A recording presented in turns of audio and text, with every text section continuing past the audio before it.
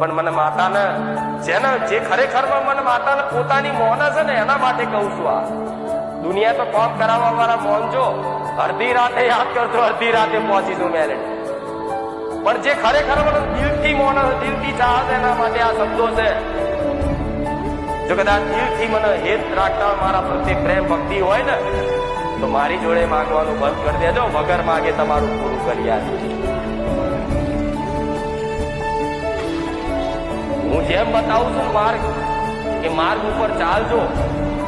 વડા ઓગળી પકડીને હું ચલાવી મળવા નહીં તો ચિંતા ના કરતા, ડૂબવા નહીં દો, મરવા નહીં દો, વિશ્વાસ રાખજો.